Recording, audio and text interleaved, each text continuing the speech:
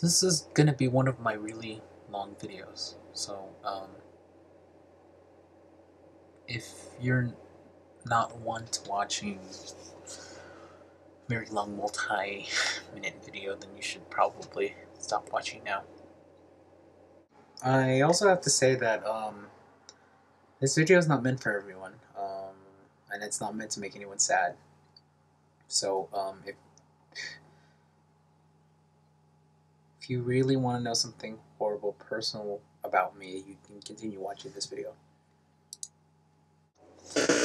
If you know me at all, that's a lot of you.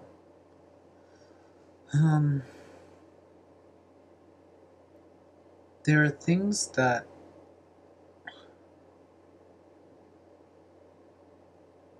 I will say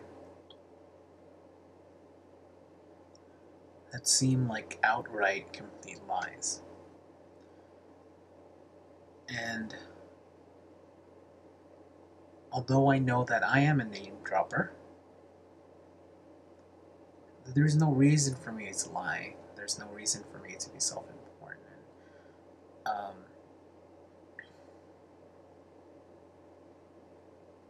my whole life, people have thought I was a liar. And I'm not going to say that I've never lied, but in a lot of the things that I've done, it seems spectacular, it seems unreal, it seems like the things that I have done in my life are things that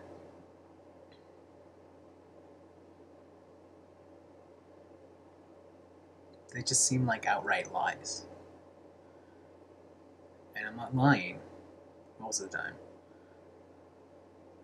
The lies that I lie about are little white lies. Things that would spare me from embarrassment or to get people away from me. These are times when, say, I'm doing something horrible like sex, and I just don't want to be bothered. And these are things like when I'm reading, I tell my brother that I'm masturbating. I just don't want to be bothered. There are bigger things, much bigger things, that I would not lie about. Meeting people, working for the Democratic Party and working with people in Hollywood, I tend to name drop things and I tend to say things. And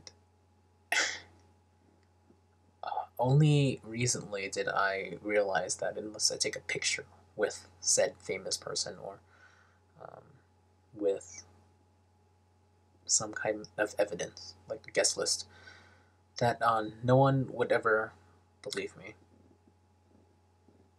This irritates me a lot.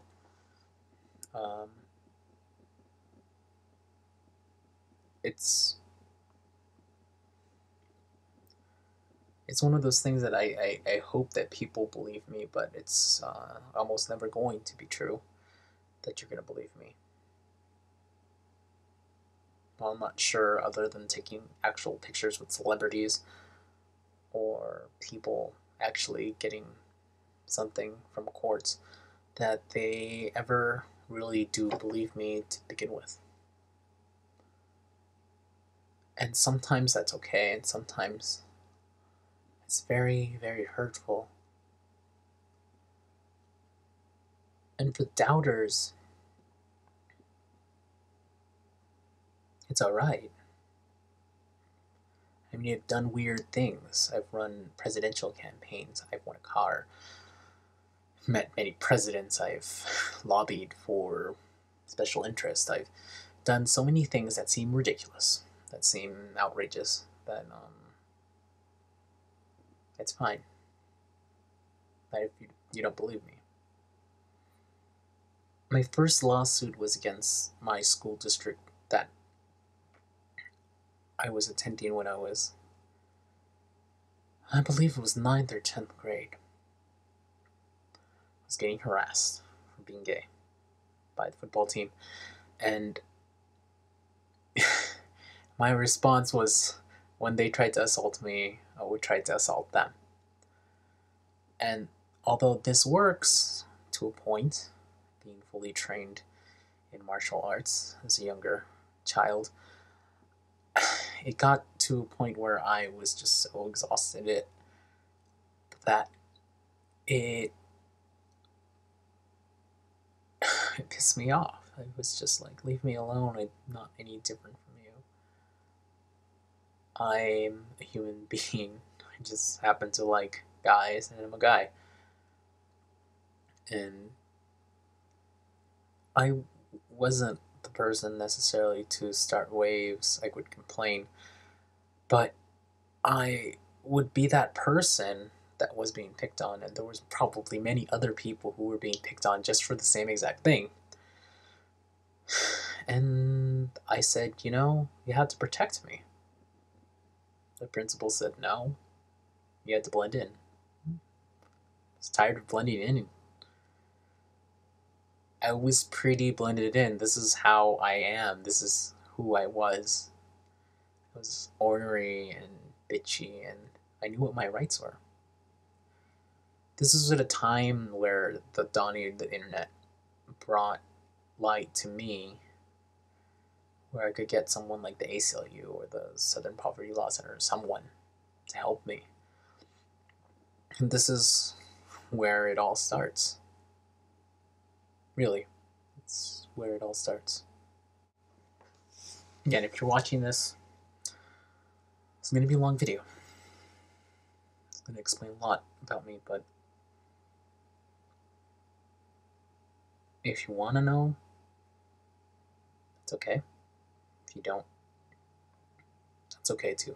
Just stop the video here. I'll stop depressing you.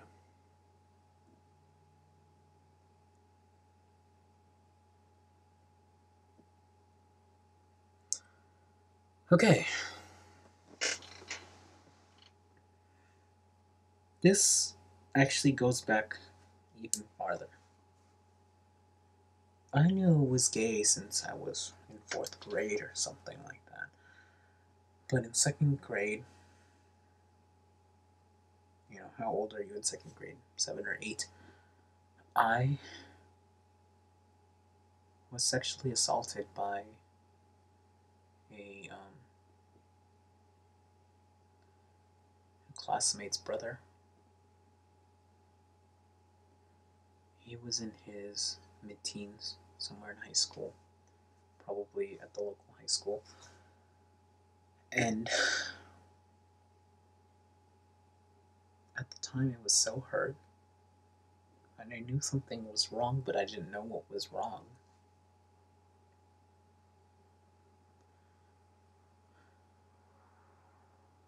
I don't remember much of it other than saying no, no, no.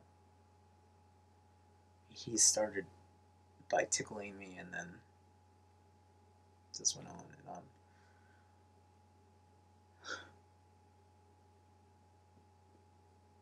And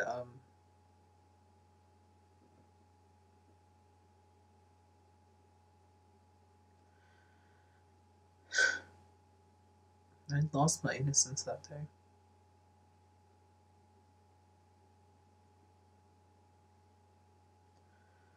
It's something you never get back, and it's not the way that you want your innocence to be lost. As an 8-year-old or 7-year-old, I don't forget how old I was. And the worst part about it was not the actual thing, because I don't remember. The thing that I remember is that I was crying, and my parents just ignored me.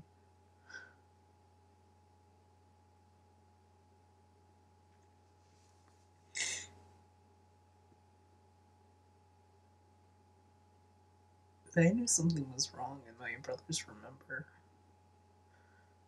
My identical twin brother was in the same room. We had bunk beds. He heard me crying.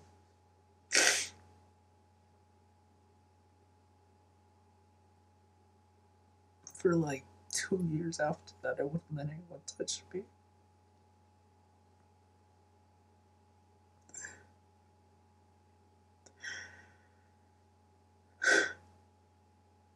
Like, I wouldn't, like, physically let them touch me.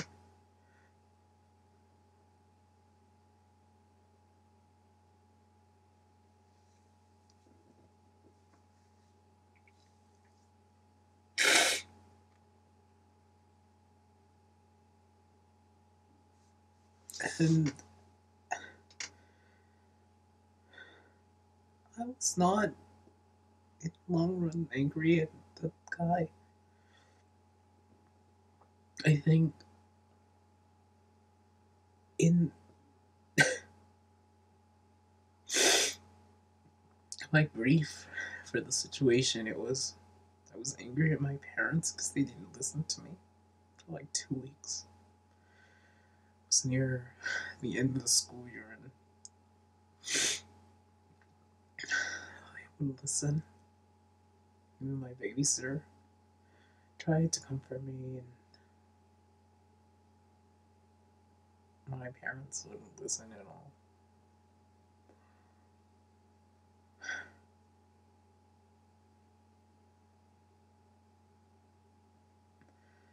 And they wouldn't listen again for another, like, 11 years.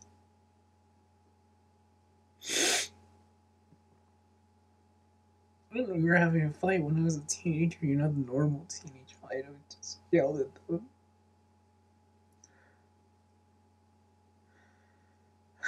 I was 15, 16, no, 17, gonna go. No, I was 18.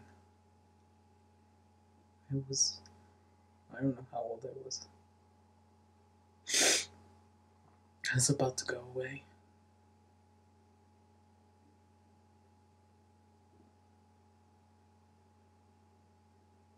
And after all of that, my parents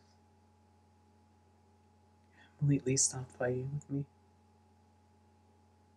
They didn't know what to do.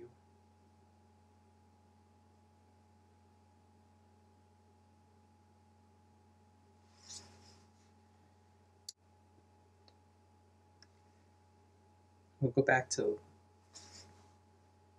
high school, 9th grade. I was seriously depressed. I was cutting myself.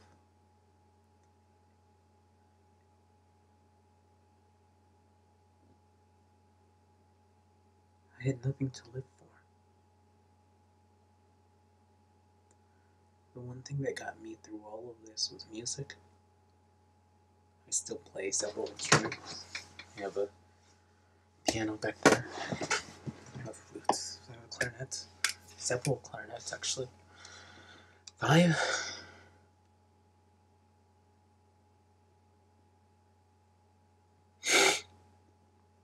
And the only thing that was getting me through this was music.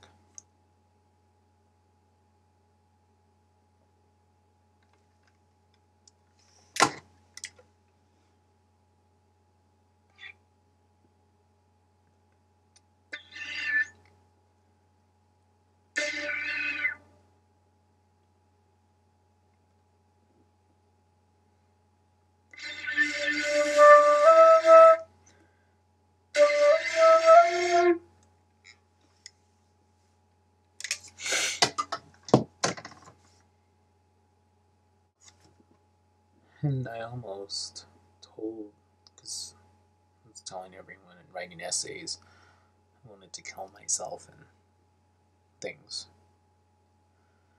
I almost told my psychologist, or whoever the hell it was,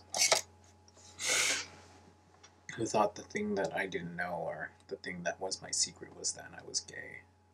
My secret was that my parents had not done anything for me when I was 7 or 8.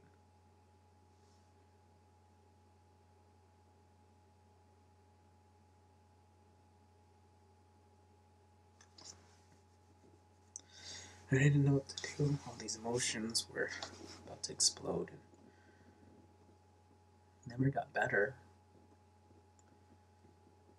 I promised myself sometime in that time that I would not be a victim again.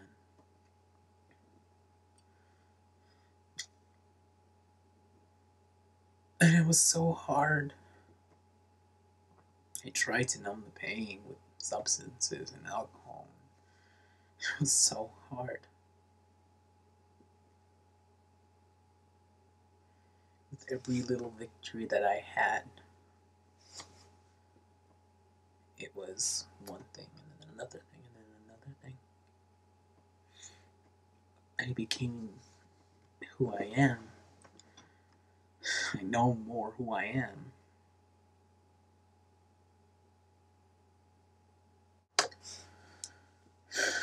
So,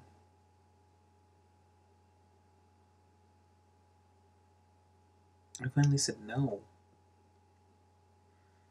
Ninth grade, I was drop kicking the stupid football players. In 10th grade, I was kicking them in the head. And then finally, it came to head in my junior year. I kicked someone so hard that they had a concussion. Same old deal. Trying to beat me up because I was gay, but through all things, I was gonna take crap like that. I never did.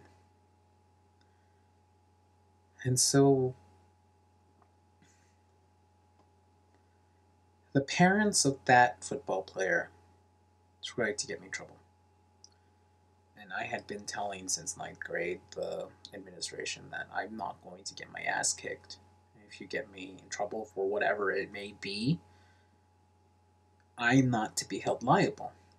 And that was the case until that person snitched, I suppose is the word. I kicked him in the head. I threw his clothes away in the trash, so he was stumbling around with no clothes on and was found by I have no idea who late in the afternoon. Dude, it was hot, so it was either summer or spring or very beginning of the year.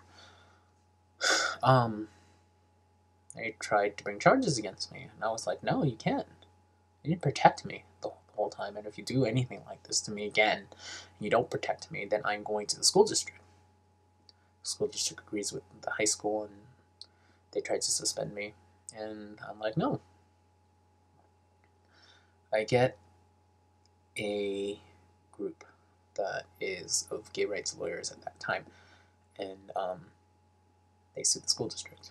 One of the first few lawsuits that this happened, it was mid 90s, and what happened was that they said you have to do something about this. This is not just about a concussion and a boy fighting. You have to do something about this. So sometime in the next week we had like a huge assembly with the whole school, like an emergency assembly. It was not planned about diversity and genocide and da da da da. It was because of me, but if any of you from our high school were ever looking or watching me, which I doubt, it was it was amazing. And stuff like that was not tolerated in our district anymore. In fact, people would come to me and be like, hey, this is happening. I'd ask the district, and they say, no, it's not you. I'm like, no, this is something for everyone. And I kept fighting. I knew it was right. And when it came to graduating, I sued them a whole bunch of times because it's the same thing over and over. The administration didn't want to do anything about it, so you sue them, they stop again, they reevaluate, happens again, they stop, they reevaluate.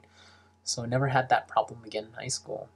But this is not, this is just the prelude to the rest of my life.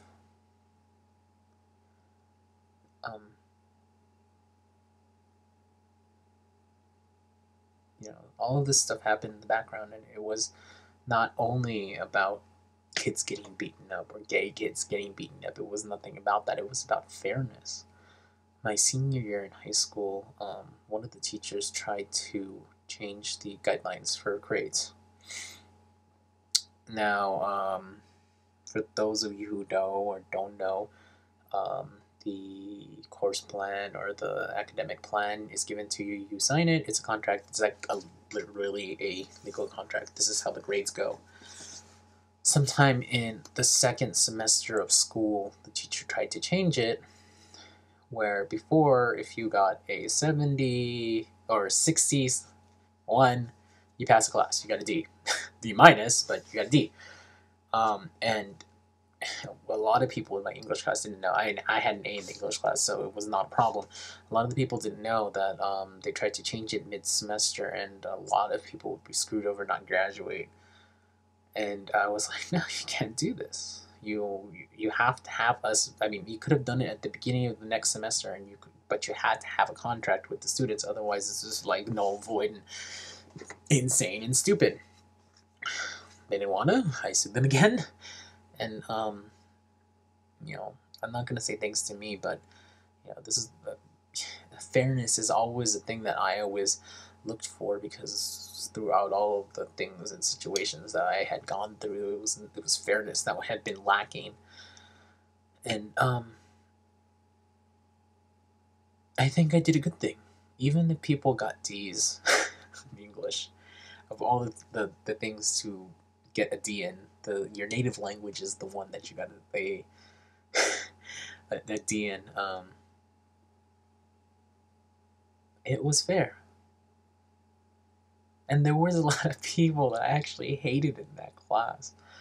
They called me faggot, and they called me all these names and whatever. My identical twin was actually in that class too. It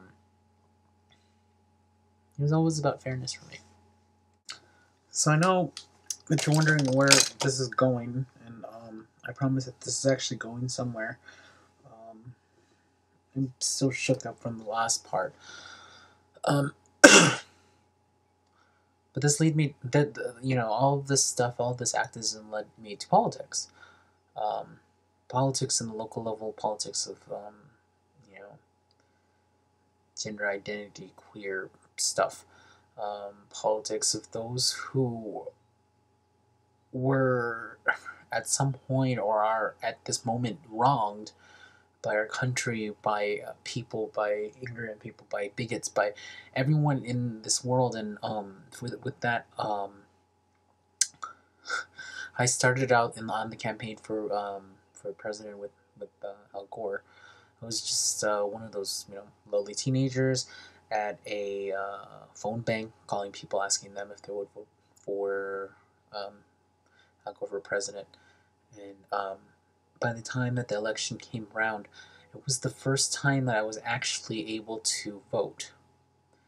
Having stuffed all those envelopes, having done all the phone banking, having knocked on doors and things like this, volunteers, and that, I find out after 5 election cycles that, presidential election cycles, that I am the overwhelming minority of people who actually call, people who actually commit to things, people who actually work on the campaign, volunteer, get more volunteers, get. I'm crazy during the election season. I get these register to vote things, and if you can find the good ones are the ones that you don't have to. You can fill out, and you don't have to have postage on them. It automatically goes to them, and you can find those if you're looking for those in mostly like the post office and stuff. The ones that you find in like the DMV, they expect you to turn in that same day, so you don't with your DMV stuff. So those are the ones that don't have mail stuff, but the ones in the post office, if you can snag some of those, and usually the post office doesn't care because someone comes and refills it, you can get like 100 people signed up. In fact, I think I got probably 1,000 people signed up to register to vote, and I find this is one of those things that are just like, I find this to be one of the fundamental rights. Early history for this for me is that my parents came from the Philippines during the Fidel Ramos, no, not Fidel Ramos, I'm sorry, Marcos Ferdinand Marcos era. My aunt actually disappeared into the jungle to not be caught by the government agents because so many people had disappeared, and to earn our right, my family's right to get here to the United States. My dad went into the Navy. Luckily, a year after, I mean, this is before the dictatorship collapsed, but the year after Vietnam ended. Little did we know, or little did he know that, or anyone knew, that the Shah was going to be overturned and um, fundamental Islam was to go to Iran, and my dad was stuck on a ship off the Iran coast for a year and a half without shore leave and without refills and things. Um, Sounds like a horrible condition. It scarred my dad for life. The it's kind of an inhumane thing, but he signed up for it so that my mom and soon to be my brother um, were able to come to the United States with $20, a screaming 1 year old, and because they had both had bachelor's degree, they were able to come to this country, and my dad had served the country for 5 years to get his citizenship. We were legal, and my mom would give me glimpses into what actually happened in the Philippines, and the things that are just it's corrupt, and until you go there, until you experience that horrible smell that comes out of the slums in Manila, until you can actually see how these people are living. There is no actual description to tell you how horrible the conditions are there. But I mean, imagine a country in the tropics the size of California and has a population of 89 million. I mean, California has about 30 million people in it, and it's pretty overcrowded in the cities. And we're talking about Manila, which is the most overcrowded city in the world. I think they said the population density in some parts of Manila, Quezon City, is like 67,000 people per square kilometer. Per square kilometer, that's 1,000 meters. By 1,000 meters, it's just amazing how people are living on top of each other, how poor the people actually are, how corrupt the government actually is compared to what is in the United States. In the United States, people can do things that are wrong to you, but there is this profound sense that you can and you will, if you are tenacious enough to do it, able to propel yourself into a situation where you can make a right into a wrong. The tyranny of the majority does not necessarily affect the minority. And in a lot of cases in American history, may it be the civil rights movement, the equality movement for women, the rights of African Americans, the rights of Mexican Americans, the right of Native Americans, all of these struggles keep coming up in American history, and I can relate because freedom is not free here unless someone stands up and says, hey, this is wrong. Which, this is who I am. A lot of the times I can stop some of the wrongs from happening, but a lot of the times I can't. There's nothing you can do. It happens, and the only thing you can do is you can sue someone for the right for damages, or you can right that fundamental wrong. Go through the courts and say, hey, I'm getting discriminated against, and the courts can say yes or no.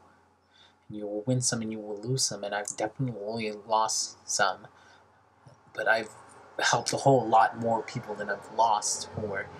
And that's what leads me to the person that has hurt me the most. Other than my parents, and a lot of people can say that their parents are bad to them, or that their parents are mean or whatever. I would kill to have a better relationship with my parents, um, because they're my parents. There's nothing you can do. The last few years, my mom has been apologizing for the things that she perceives as stupid or wrong that she had done or we had done. Um, she even found the papers that said that my brothers and I should have been skipped up grades because we were bored, but not knowing or anything or not signing anything. They didn't do it. That's it. The difference in my life now, I'm not sure would be that negligible. Uh, I would have finished high school at the age of 12 or 13, and I would have finished college about 18. And it's not like going into the world as an 18-year-old with no skills and a college education is something that is palpable or reasonable. I'm not sure who would make me a better person or whatnot. I'm not sure that I would take the same path that I took because I was a lobbyist. I was, an activist, and it's really hard to be an activist when you're 18. People don't listen to you. In fact, it's taken until about now where I look like I'm in my early 20s. Because when I was 18, I looked absolutely young. I still look pretty young,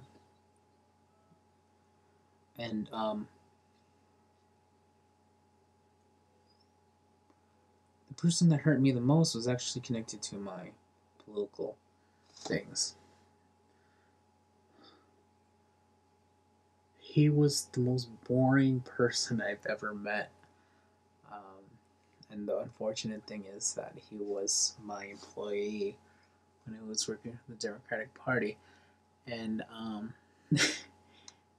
someone set us up with a blind date, and then we realized, oh crap, I'm his boss and stuff.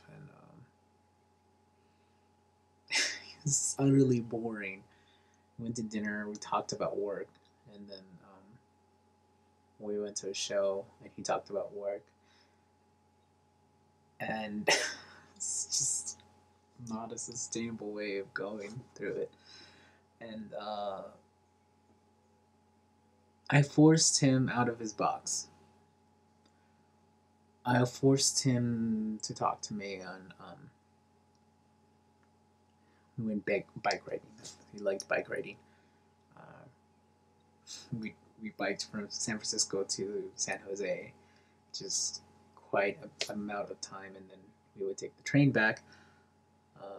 If I were in better shape at that point, I think I would have been able to bike back. But it's like 100-mile bike ride, makes your butt hurt. You take the train back, everyone stares at you. You're in biking gear, and you have bikes, and you're sweaty, and a lot of the times you're muddy. That's how we broke the ice, and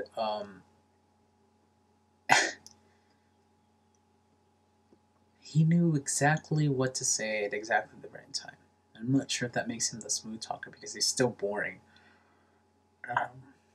Throughout him, we would only eat dinner, hang out in the park, play with his cat, possibly go for a show. He was a homebody. He was independently wealthy, and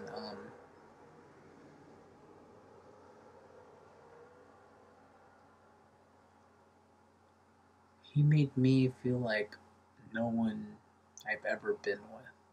Amazing. This boring, beautiful person who basically, because he knew who I was and he knew what I was to be, he um,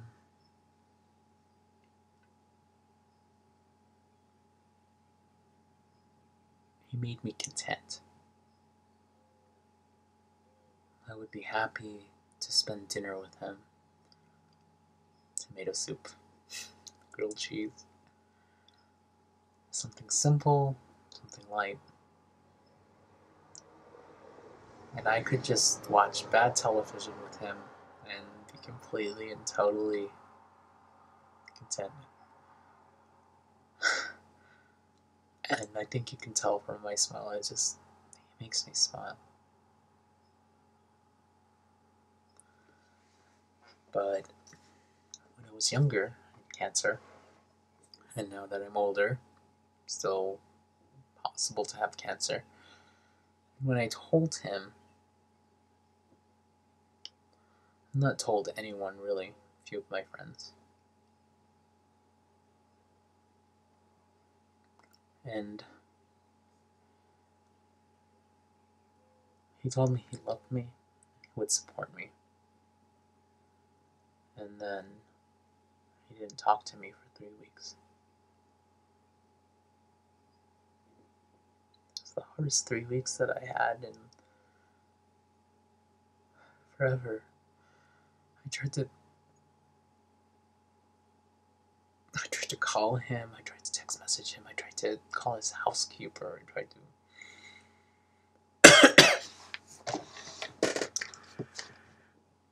because I love the man. I mean, we were this close to getting married.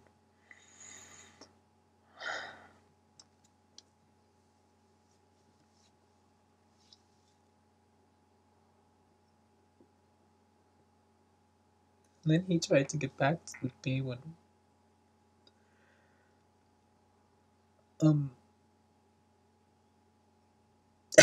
months later, Christmas time, and Valentine's Day, he threw up on me. And I couldn't do anything.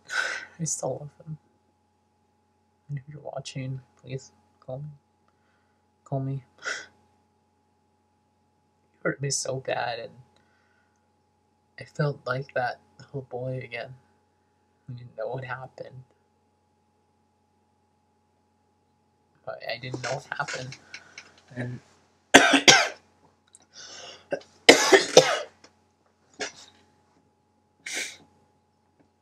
my thoughts were that he thought I was gonna die. I'm obviously not dead, and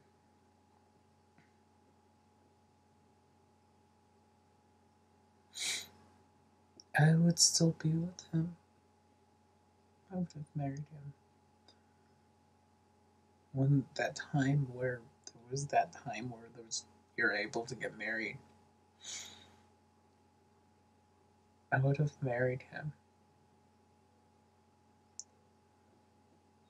And he broke my heart. I'd still take him back today.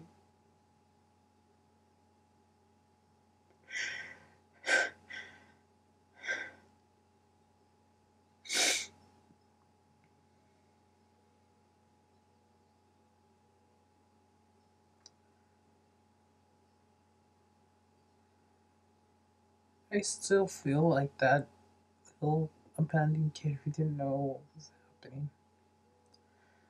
And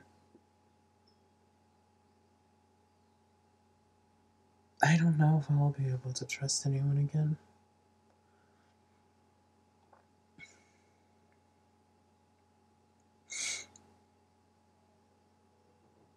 We've already watched this for 30 minutes. I'm sorry. I had to let it out.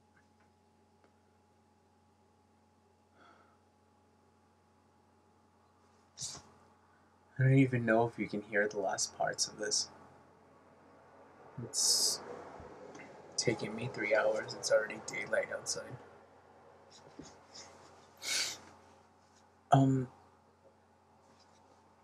This is not meant for everyone. But if you want to know about me, this is who I am.